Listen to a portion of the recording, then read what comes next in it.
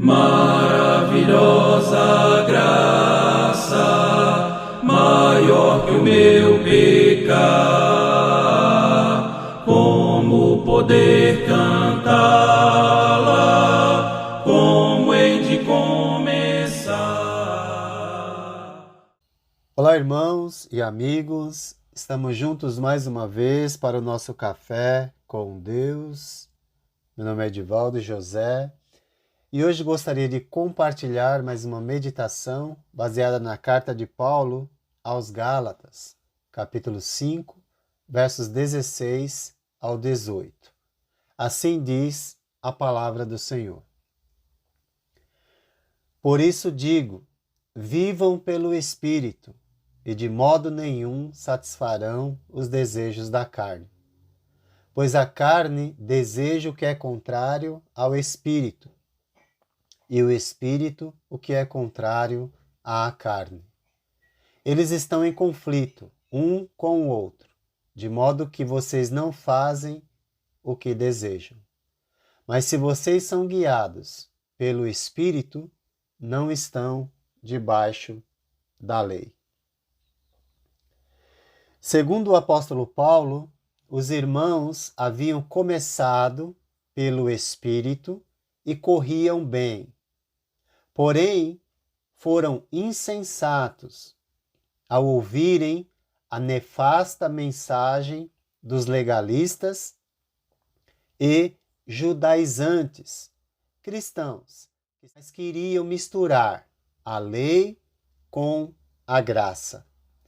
E assim foram interceptados, não atingindo o alvo da sua fé, que era ficar somente com Jesus.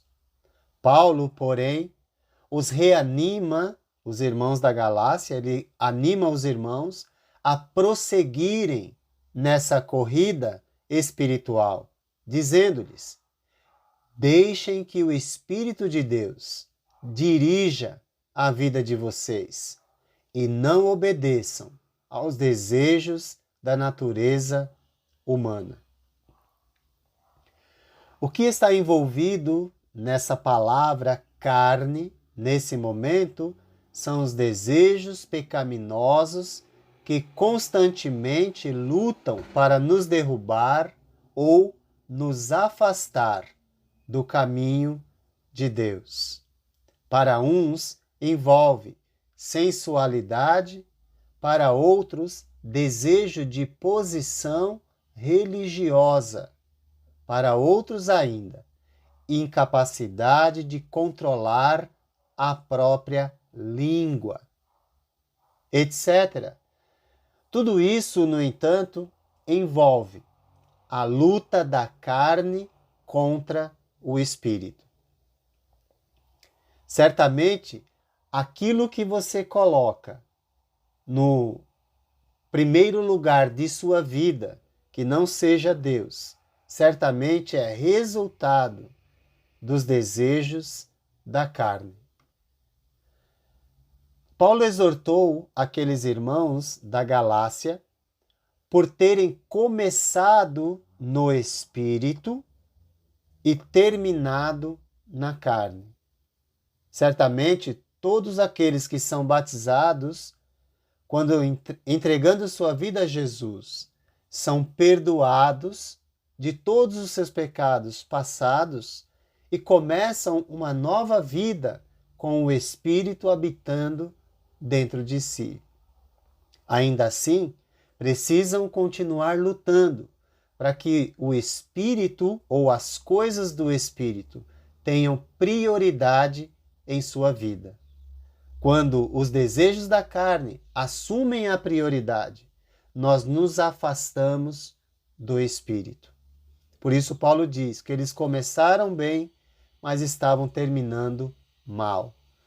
Mas agora ele disse: deixem que o Espírito de Deus dirija a vida de vocês e não obedeçam aos desejos da natureza humana, os desejos da carne. No verso 16.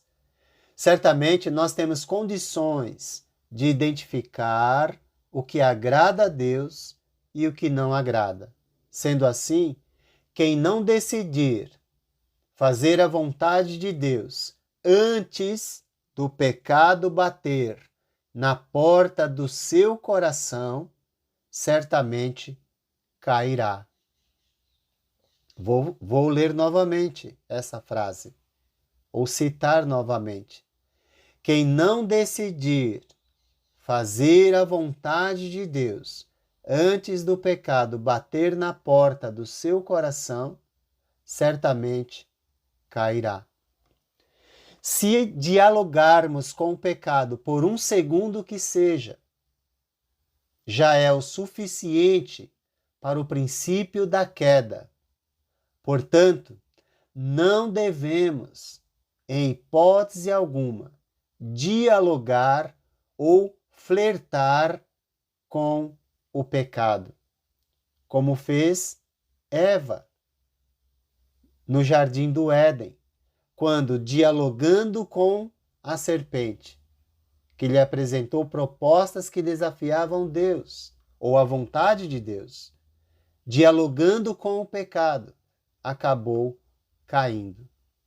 A melhor maneira do cristão livrar-se das obras da carne é encher-se do Espírito, ou das coisas do Espírito, como diz o próprio Paulo em Efésios 5,18, onde está escrito: não se embriaguem com vinho, que leva à libertinagem, mas deixem-se encher pelo Espírito. E junto com o verso 16, que já lemos, da carta aos Gálatas, fica ainda mais contundente o ensino. Por isso digo, vivam pelo Espírito, e de modo nenhum satisfarão os desejos da carne.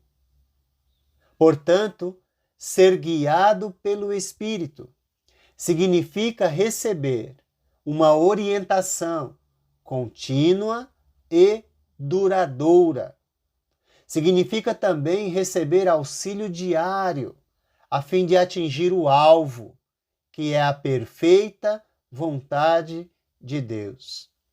Alguém que está cheio do Espírito ou anda no Espírito é alguém que está sendo guiado sob a orientação do Espírito por intermédio da palavra de Deus, e não vive segundo a carne, ou não fica dialogando com o pecado. O apóstolo deixa bem claro que, uma vez guiado pelo Espírito, não tem como viver de acordo com a antiga natureza humana. Se isso acontece, há um retrocesso e o resultado é a ausência no reino de Deus. Pedro, em sua primeira carta, no capítulo 2, verso 11, incentiva os irmãos a se afastarem dos desejos carnais que guerreiam contra a alma, dizendo: amados, insisto em que, como estrangeiros e peregrinos no mundo, vocês se abstenham dos desejos carnais que guerreiam contra a alma. Esse é o objetivo do inimigo das nossas almas: nos conquistar com os desejos da carne, para conquistar a nossa alma e assim nos afastar eternamente de Deus. Isso significa que estamos numa guerra contra os desejos da carne, e a nossa alma é fruto do desejo do inimigo para a destruição, mas também é fruto do desejo de Deus para salvação. Qual será a sua escolha nessa guerra? De que lado você vai ficar? Que possamos permitir que o Senhor implante em nós o desejo de servi-lo sempre. Somente Desse modo, não retornaremos às nefastas práticas do pecado que nos afastam de Deus. Quanto mais buscamos a Deus e as virtudes cristãs, mais nos aproximamos do reino eterno de nosso Deus. Deus disse a Caim, lá no princípio, ele, o pecado, deseja conquistá-lo, mas você deve dominá-lo. O resultado da nossa vida depende de quem está reinando sobre ela. Por isso digo a mim mesmo e a todos: deixem que o Espírito de Deus dirija a vida de vocês e não obedeçam aos desejos da natureza humana, pois esta é a vontade de Deus para as nossas vidas. Que Deus te abençoe e te guarde. Pois alivia minha alma e vivo em toda calma pela maravilhosa graça